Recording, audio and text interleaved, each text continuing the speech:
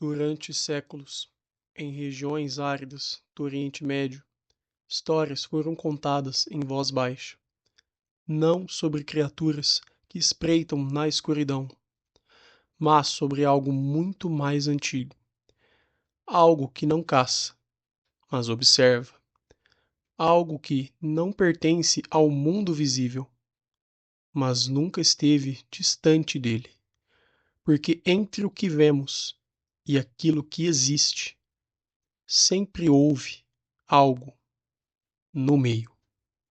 Esse é o bestiário do Velho Mundo. Hoje, vamos explorar os Jin. Seriam essas entidades apenas histórias ou algo muito mais antigo? Então, vamos ao vídeo.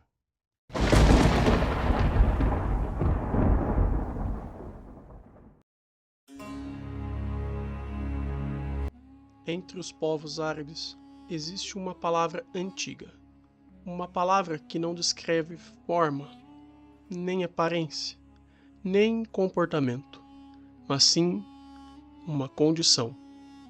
Jin, uma palavra que vem de uma raiz ainda mais antiga, Jana, que significa esconder, ocultar, tornar invisível.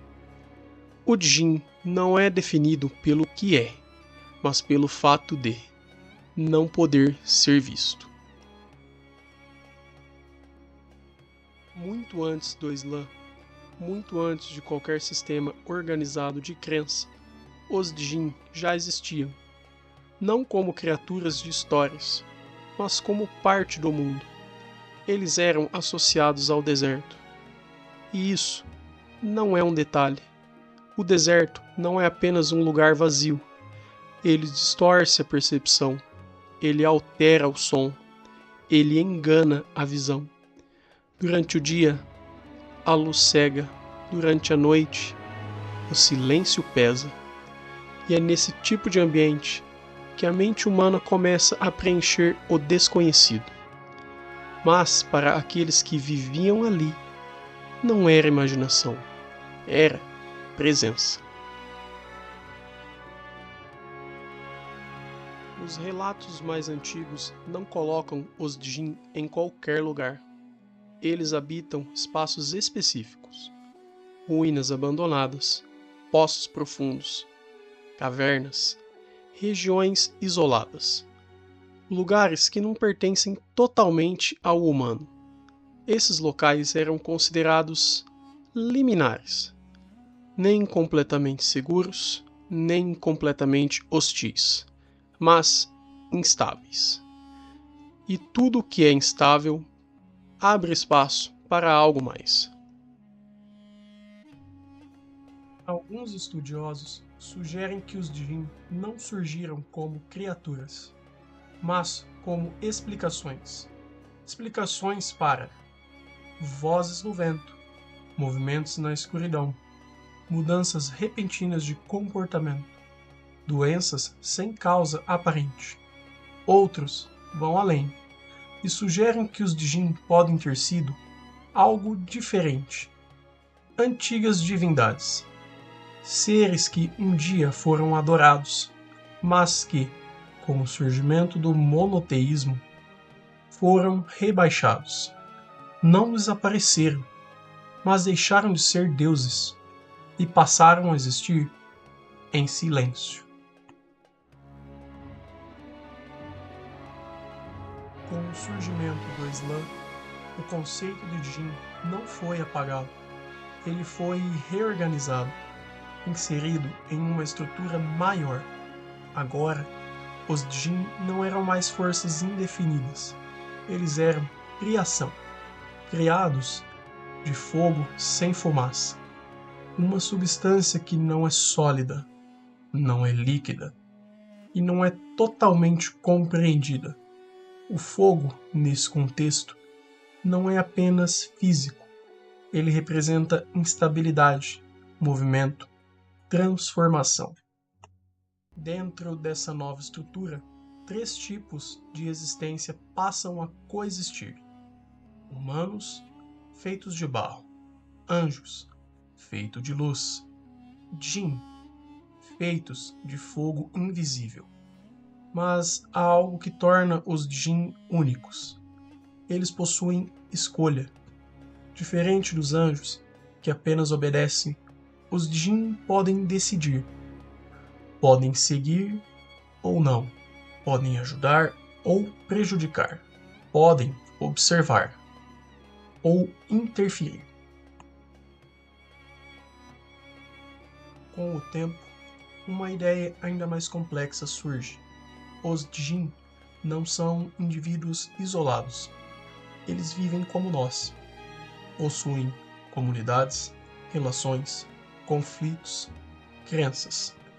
Alguns relatos falam de Jin que seguem religiões, outros que rejeitam qualquer forma de ordem, alguns que coexistem pacificamente com humanos e outros que evitam completamente qualquer contato.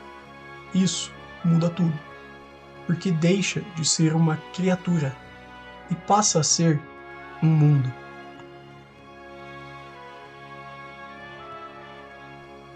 Ou talvez a pergunta correta seja: como eles são percebidos?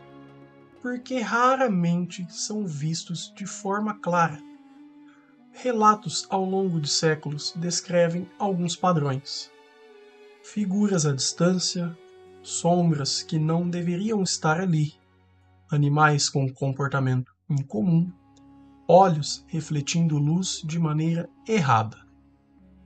Às vezes, assumem forma humana, mas há sempre algo fora do lugar.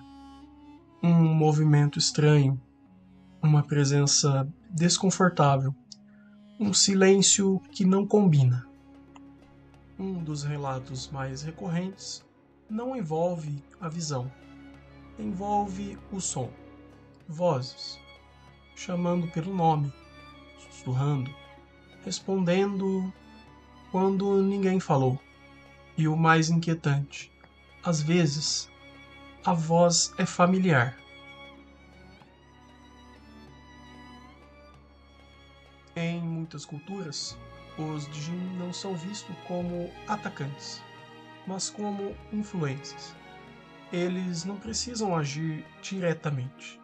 Eles afetam pensamentos que não parecem próprios, mudanças de comportamento, sensações inexplicáveis. Em alguns casos, a crença é ainda mais profunda de que eles podem habitar, não o espaço, mas o corpo.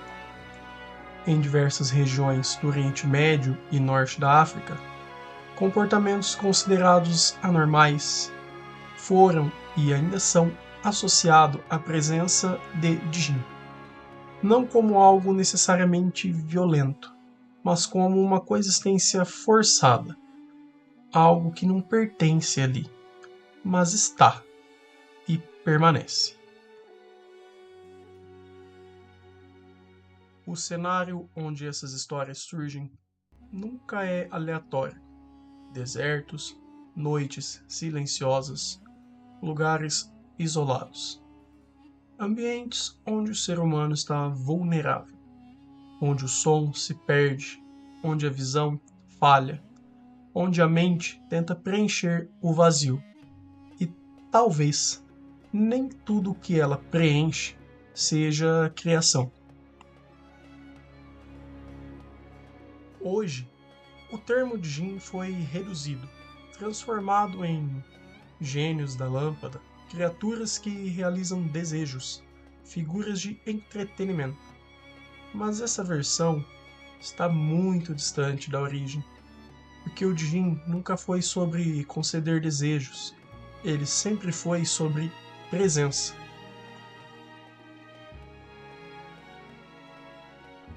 No fim, os Jin não são apenas criaturas, eles são um conceito.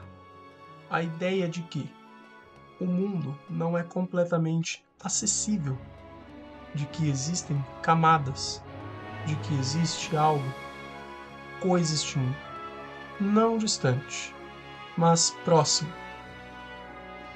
Odin não vive em outro mundo, ele vive neste, mas de uma forma que não podemos perceber. E talvez essa seja a parte mais inquietante. Não é a ideia de algo desconhecido, mas a possibilidade de que o desconhecido sempre esteve ao nosso lado. Porque, no fim, o medo não está naquilo que aparece, mas naquilo que nunca precisou aparecer para existir.